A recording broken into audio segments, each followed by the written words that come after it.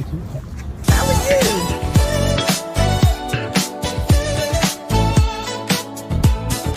Keeping it real, keeping it real, keeping it real with Shannon, shining through, laughs and insight, shining so bright.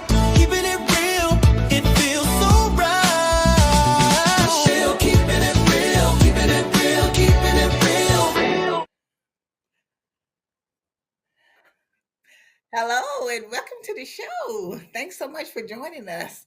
Well, hello there to my co-host, Miss Tiffany. How you doing? Hi. Good. I'm so excited for the show today. We have I such a know. I wonderful can't guest. wait to talk to her. Oh my God, let's introduce her so she can get on, so we can get all these scoop. Tonight's guest is Dr. Clara-Dixon Britt. She was born in September 24th, 1921, and resides in St. George, South Carolina. She grew up there and attended the St. George Rosewood School, where she graduated in 1939. She married and had 5 children, and she has 5 grandchildren, and she has great grandkids. She loved vintage cars, printed photographs, and plants. And for a healthy life, she says, eat right and don't eat anything that makes you sick. But she does love a good fried pork chop, chicken wings, and sweet potatoes with crackling. So we can't wait to talk to her to get the scoop on what it's like to be 104 years old. Wow. Welcome to the show, Dr. Clara Dixon Britt. Well, tonight you are our Aunt Clara. Aunt So, Clara, yes. so welcome to the show, Auntie. How are you? I'm doing fine. Well, thank you so much for coming on, and we're gonna try to get as much done as we can. We don't have a lot of time, but we want to get all the kind of information that we can. So we know you grew up in St. George, South Carolina. What? Tell us, what was it like growing up back there then, in your time? Well, everything was different from now. We didn't have too much to choose from.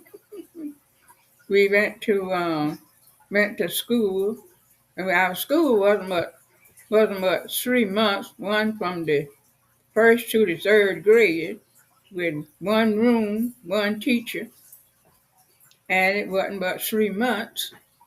So then afterward, they kind of decided to build a school in the Texas community. Well, this school was built by Mr. Toomer, and he taught the school until his niece got old enough to teach, and then she taught. And then when we got into the third grade, then they built the school, and when time for the school to be open, the building wasn't ready, so they went to our church, St. Mark Baptist Church, until the school was finished. When the school was finished, then we went into this school. It was 3 rooms and 3 teachers, and one of the teachers was a principal. So we had moved up. And you know what? Let me tell you, people are not going to believe this, but you love school so much because where you lived at, you said it was a lot of water. So when it rained, you would have to wade through the water. But you wanted to get there to have perfect attendance, so you would ride your bull to Yes, I school. rode the bill. I can't even picture you on a bull going to school. Well, it didn't happen but one day. The next day the water was going down, and then we could walk on to school. And and But that shows. But see, but all seriousness aside, but the thing, or jokes aside, but the seriousness is now you see how you wanted to get to school so you could have perfect attendance, and like the kids and stuff today, some of them have driven to school and chauffeured to school, and they couldn't care less whether they get to school or not. So that yeah, just shows you the difference when you determine that you want to get a good education, that you would yeah, do whatever you have to do to get that education. yeah. And so then we moved it into the new school that year, and we had a new teacher. And at that time, you see, they wasn't keeping no records. And we decided that we were going to tell this new teacher that we was in the third grade. So we was a year behind because the teacher didn't know they had no records. So we stayed in the same grade in the new school that year. Oh. Then we went on through the rest rest of the year, and we had to in the school we had to learn uh, multiplication tables, and we had to learn a speech, and then we had to learn a Bible verse. Mm-hmm. Friday evening, we had to say our speech, but during the week we had to learn a Bible verse. Mm-hmm. So my first speech, I was after I got in high school, and I was telling them, I said, I remember my first speech, and they asked me to say it. And then when I said it, the English teacher said, read the rest of it. I said, what do you think? I'm in the third grade.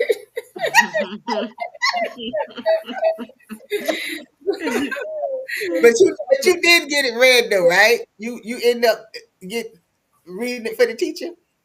No, see, I said it. And then here, not long ago, I was to the Rosenball School, and I was telling them about my speech in the first grade. I mean, in third grade.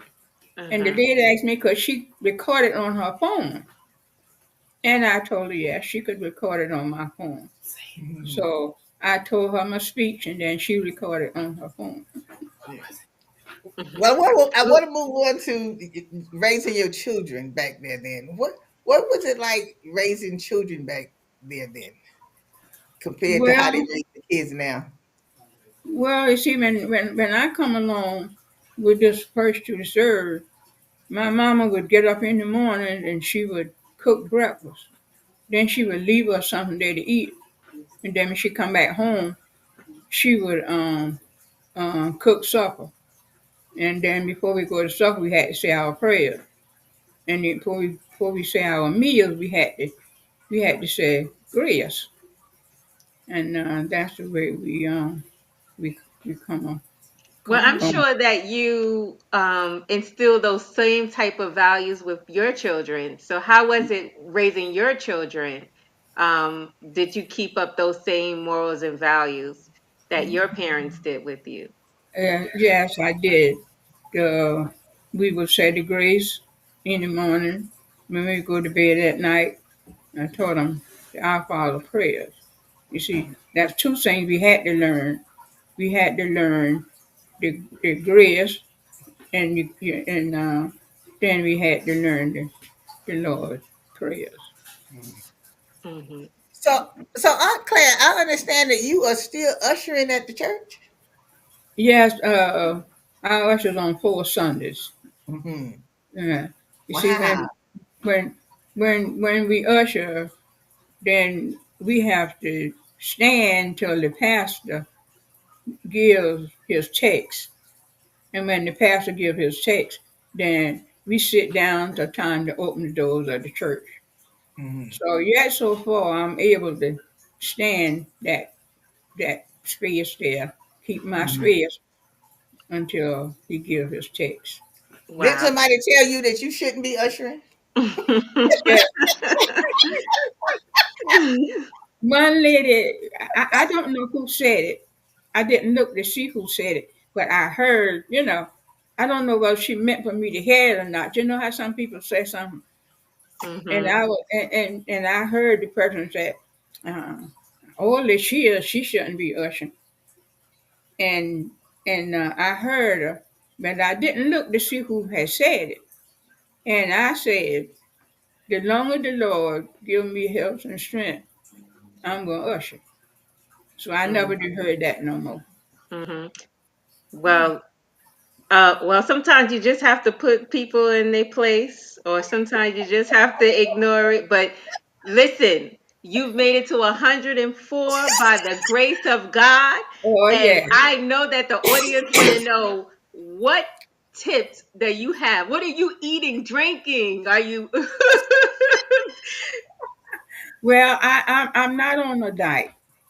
I eat. I'm very picky when time to eat. There's so many things I don't eat, but what I eat enough to keep me going. And I try to drink a bunch of water. You see, you're supposed to have half of the ounces of your pound, how much you weigh, and Oh, that's what I go by with my water intake. Okay. Mm. really? Okay. Oh, Well, okay. that's a tip that I didn't even know about myself. That's what I said. I didn't know that. I know they say drink 8 glasses a day, but wow, that's good. Well, you see, I had after school, after I graduated, I went to a nurse's aid school, and we learned that in the nurse's aid. We had a good teacher. She taught us more than just a book. You see, we had a book. We had to finish that book, and then she taught us things that wasn't in the book. You know, Mhm, some teachers, they teach like above was books. That's where when I was teaching Sunday school, I taught my children other than the book, mhm. and that's why all of them now when they see me, they grown and they got children and everything. Then they tell me, oh, when they see me, they say, oh, there's my Sunday school teacher. Oh, Well, wonderful. you see, I taught them more than the book. Right. When I finish my lesson, then I tell them to open the Bible, and I give them a star for bringing the Bible because back then the churches didn't have Bibles like they have now. You see in the back of the pews now, they have hymn books and Bibles, Mhm. but Mhm, we didn't have it then.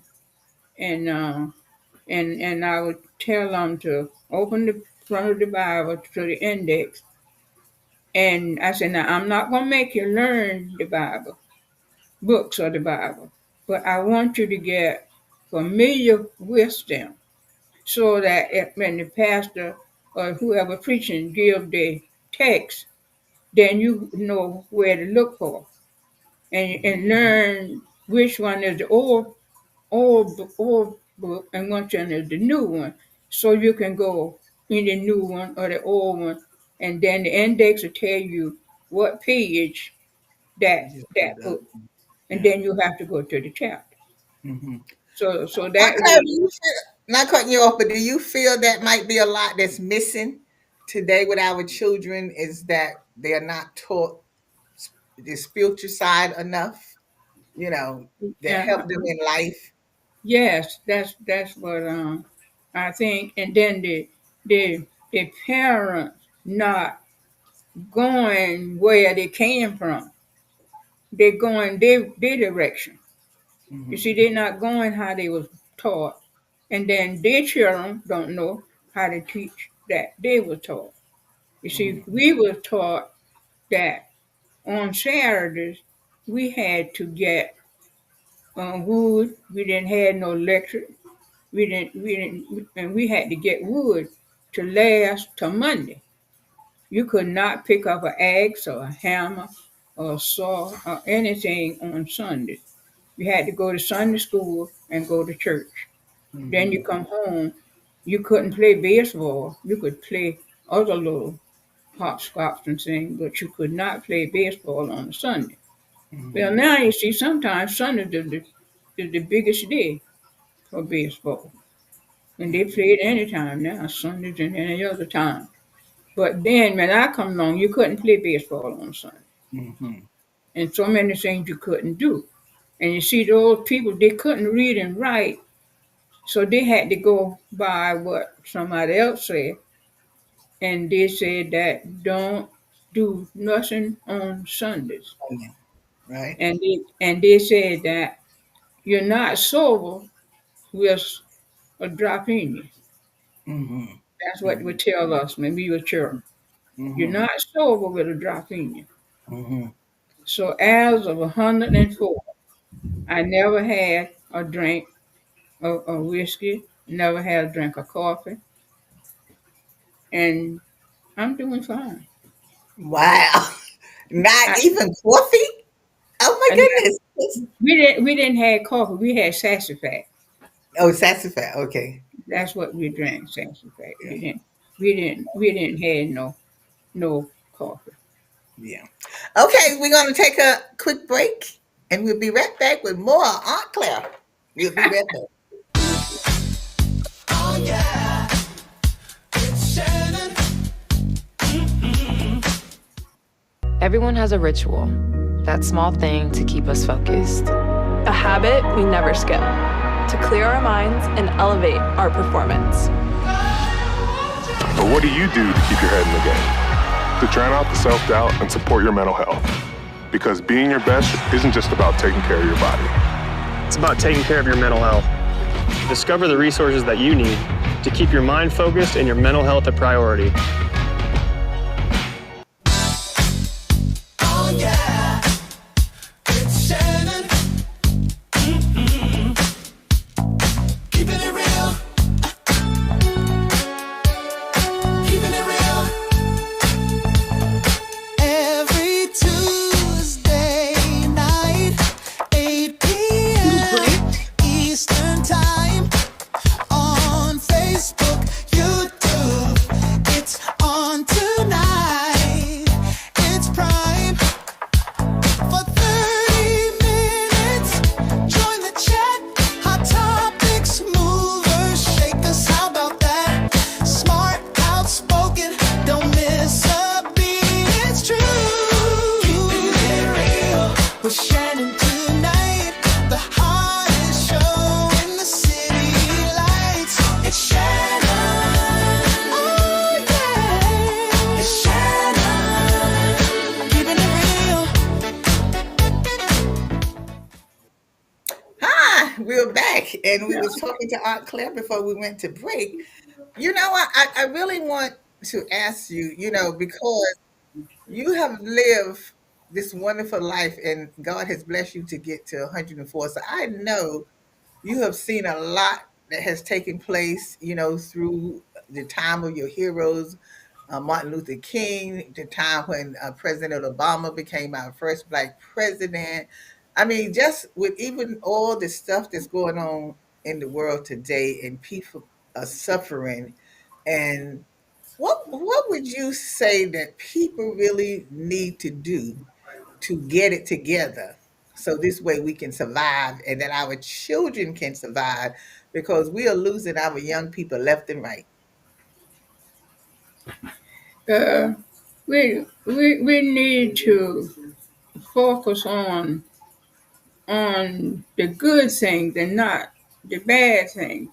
You see, we know that God is God and there is no other. But there's so many people not believing in God and not doing what requires of God.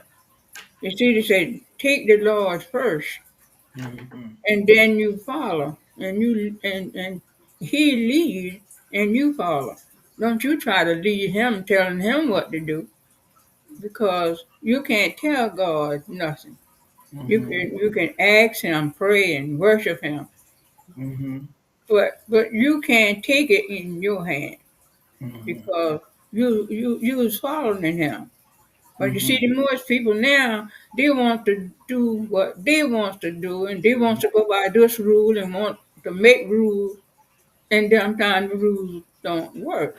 mhm, mhm, But if you would take God first, and then He'll lead you, and then you can stay on the right path. mhm, But you just can't stay out there on the right path by yourself. You got to have something just like a child when they'll crawl. They can crawl by themselves, but then you got to kind of help them to make their first steps. right, So right, you got to have a leader, and then the leader got to be true. mhm, Sometimes they say they're leaders, but then they're not leading in the right direction. right. But And some if you people, I find that some people, like, I don't even think they want to do the right thing. I mean, I feel that people know right from wrong. But it Yeah, they. seems like people want to go the wrong way. Like they want to treat you mean, and they so mean spirited and everything. And Mm-hmm. why? Why do you want to be mean spirit when you can be just as good and treat people nice as you can treat badly of whatever? I think people know right from wrong, but I just think the demons are running wild now. That is letting it is a world and the devil carrying them in the wrong direction. Hmm.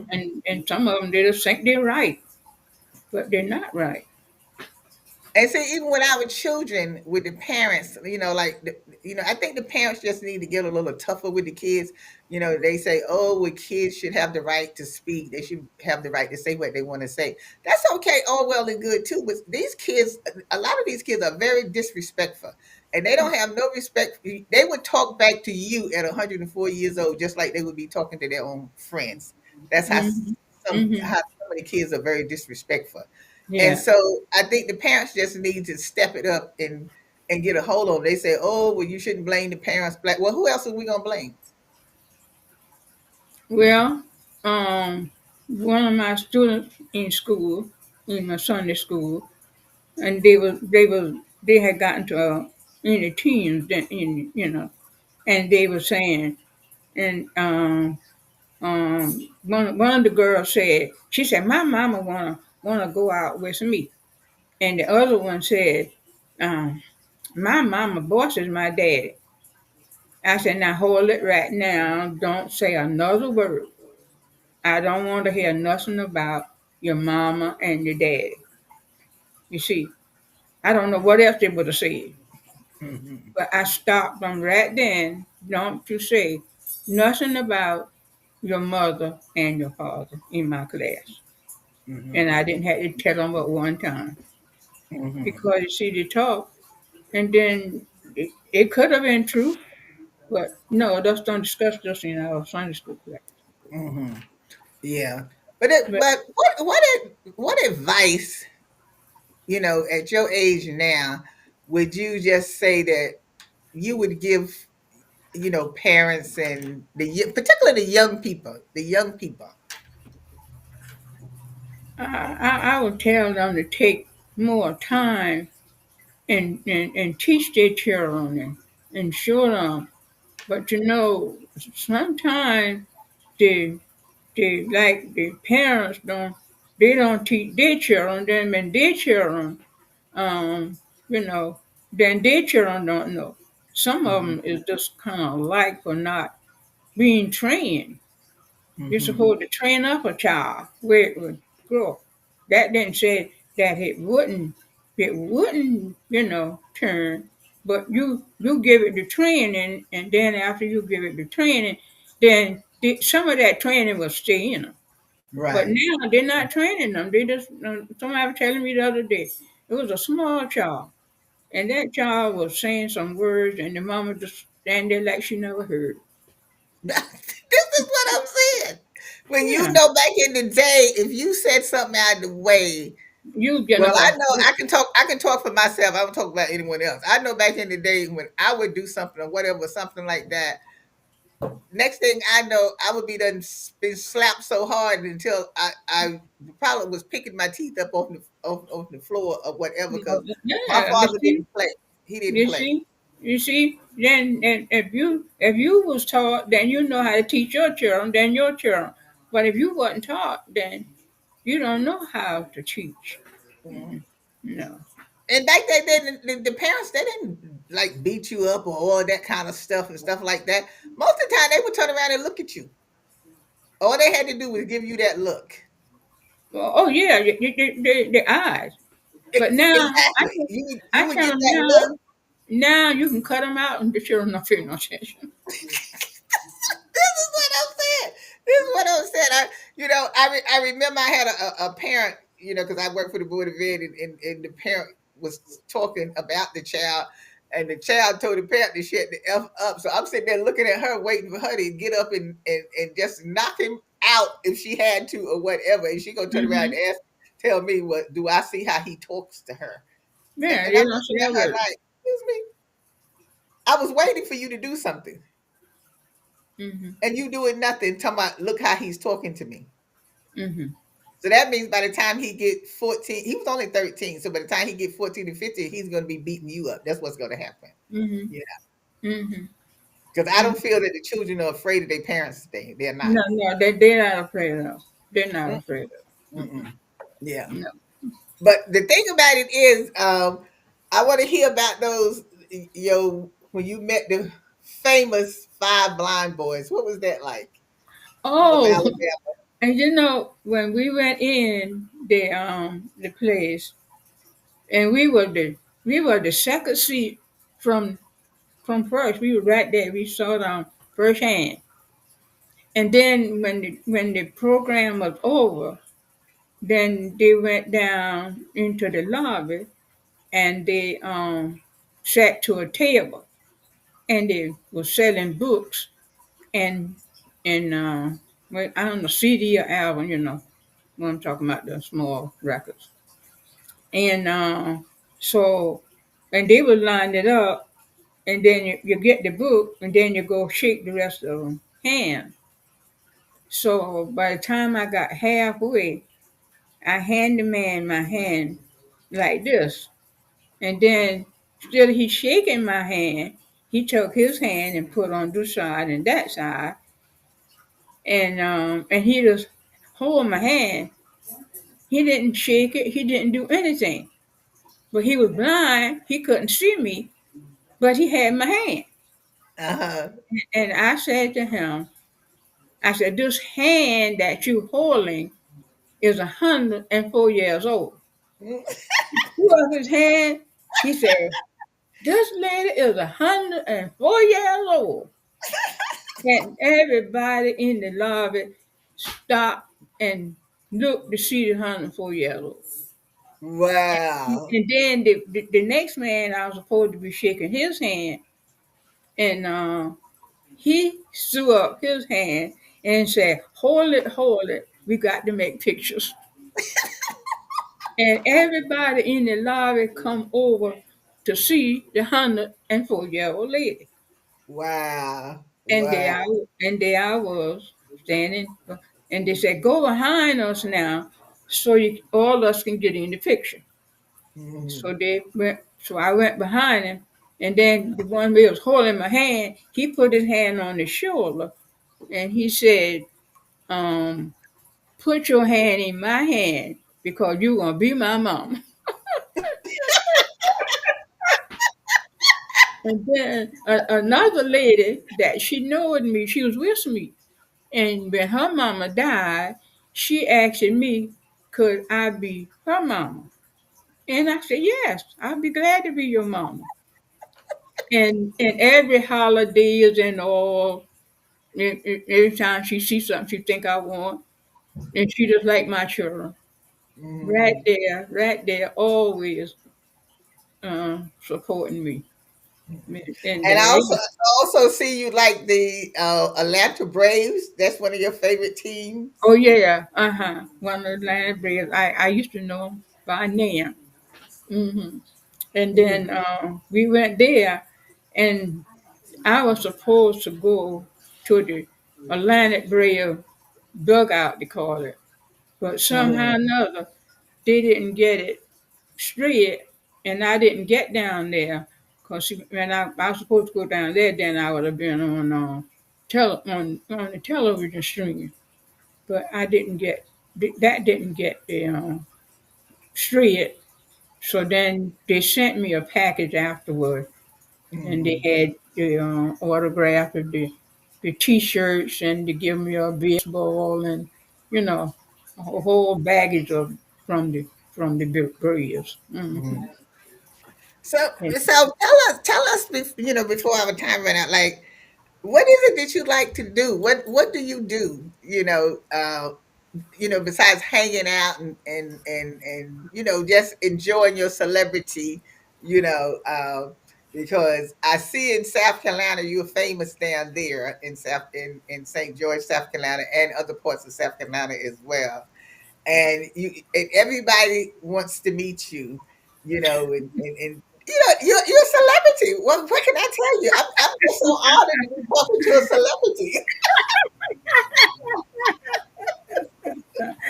Well, I guess one thing that I can't remember if they want anything they want to ask me that I'm able to tell them.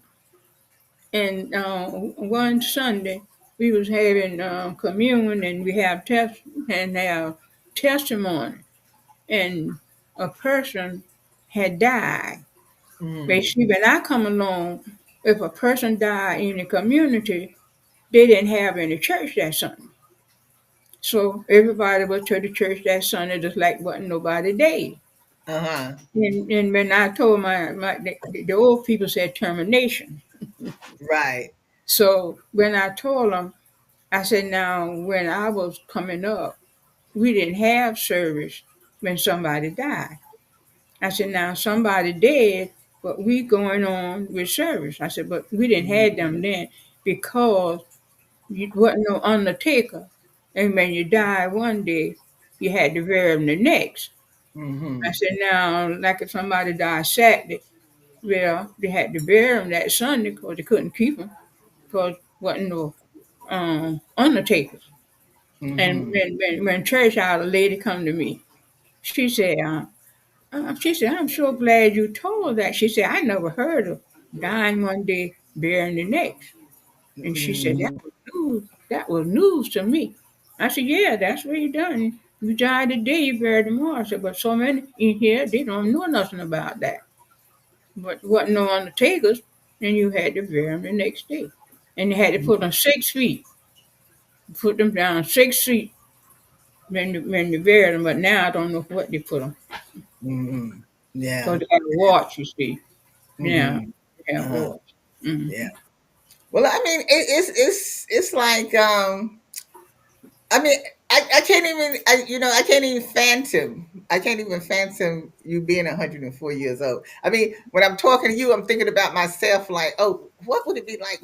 I mean, I'm terrible already, talking. I said, but if I make it to 100, I'm gonna be no, I'm gonna be something to deal with. I'm telling you because I will be saying anything that I want to say, and if people say something to me, I will definitely say something back to them. Because I feel that once I hit that 100 I'm gonna say what I want to say when I want to say it. Don't care how you feel. No, go on, lady. Because I feel that I have lived that long enough life that I'm going to be who I want to be and say what I want to say. I mean, I'm not going to be nasty to nobody because, I don't be nasty to people or anything like that. But I feel that, because sometimes they tell you now, oh, well, you need to watch what you say. You can't be saying that. You shouldn't say this. No, I'm going to say what I want to say and when I want to, when I want to say it because, well, look, I'm telling you that's why people can't tell me there's not a God. There ain't Mm-hmm. no way people could get to where you are and it not That, be but to know now, um, if I wanna get up in the morning, I lay down in the bed. We had Bible study Monday through Friday. Then the lady had to have surgery on both our eyes, and we just have it now on Monday mornings, and then we got the rest of the week. But I try to do something every day. My mama said, when you get old, if you don't move around, you get stiff. yeah. And I remember that. So I move around enough to not to get stiff. But I work a while, sit down a while, get up on my bed and go to sleep. I'm feeling like I'm free. I can do what I want. Well, let me tell you something. Let me tell you something You about Claire. You are definitely right about that walking around. Because I'm telling you, I was just telling my friend the other day that I was going to be interviewing you, and I said I'm really ashamed to even be on there interviewing her. I said because when I get up in the morning, sometimes I can't even walk when I get out of the bed. Get out of the bed I am so stiff. Everything is hurting. Everywhere hurts or whatever, And I'm like, well, if I'm in this much pain now, what in the world gonna happen to me if I did make it to get to 100? I'd probably be like rolling on my tricycle somewhere or something. So we were to the church and I said, well, one thing I thank the Lord for that I don't be in pain. I said, when I wake up in the night, I say my prayers. Before I get out the bed in the morning, I say my prayers because I Mhm. could have not have woke up. But the Lord woke me up. If He hadn't woke me up, I'd have still been in the bed. That's So true. That's true. I'm enjoying now when I want to get up. If I don't have to have appointment or something, I can stay right in that bed. I can stay in the bed at 12 o'clock. Really? I, Really? you see, I love my bed because when, when I did when I did my nurse's unit, I had to be on duty 6 o'clock. And Wow. oh, if I just could have laid down in that bed, I had to be on duty 6 o'clock. So I couldn't lay down in the morning. But now I can lay up there. See, now what a good life. What a Uh-huh. good life. You don't have to get up. You don't have to go nowhere if you don't want to. I mean, look, I mean, you have to get up to do your celebrity stuff. So you have to get up, because they're going to be looking for you. And now people just looking for you to do interviews and stuff with you. I Mhm. mean, this is the life. This is Mhm. the life. Mhm. You can And I hang out don't with like your and children. I don't like to cook, and my daughter cooks too much. She give me more than I can eat, and I just enjoy it because I don't have to put a pot on the stove. But Aunt Claire, see, that's the good thing because see, when you think about it, see now you raised your children, Uh you huh. took care of them, you raised them to be, good adults and everything. So it's time now for the children to look after you. I mean, I tell my daughter that all the time, but she thinks that I'm supposed to be still looking after her. I be telling her I'm the queen now. You supposed to be looking after me. Oh yeah. Yeah, because when we raise them, they get grown, they got kids of their own. I think it's time for us to sit back Hmm. and do nothing and just enjoy each day. No, I'm saying just like you say, you like to lay in the bed and you don't have to do anything. Your daughter cooks for you and all like Hmm. that. That's the life. I mean, Hmm. what better life could you want? Yeah, that's right. I mean, what better life could you want? But look, we're running out of time. Well, we'll run out of time, I guess. We run out of time. I've been talking, so I ain't been paying attention to the director. Well, let me tell you, I can't thank you enough. I can't thank you enough. I thank Terrence, your nephew, who introduced me. He said, "You have to meet my aunt." And I said, "Well, I have to interview her." So I thank you. I thank you. I thank you for taking the time to come down. And if it's the Lord's will, I will be there for the 105th birthday celebration. Oh, thank you so I much. will be there. I hope I Cameras make and it. everything. So I'm looking Oh, forward to coming down there, and I'm looking forward to Josie's cooking too, and Florenzo cooking too. So thank you so much for coming on. We really appreciate you, and I can't wait to give you my hug as well. So thank you. So thank you for thank joining you. us. Thanks so much for having me. Well, thank you again, and I hope you'll come back again and talk to us. Another Okay, time. I will. Yes. I'm available.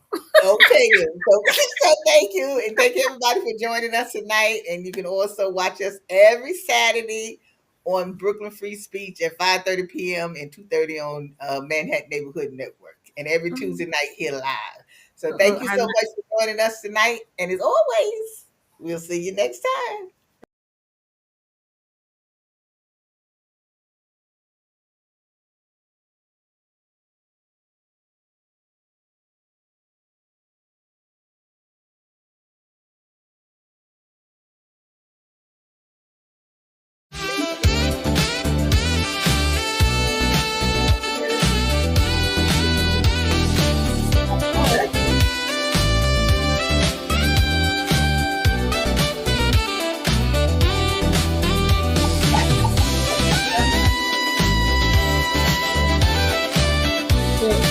get that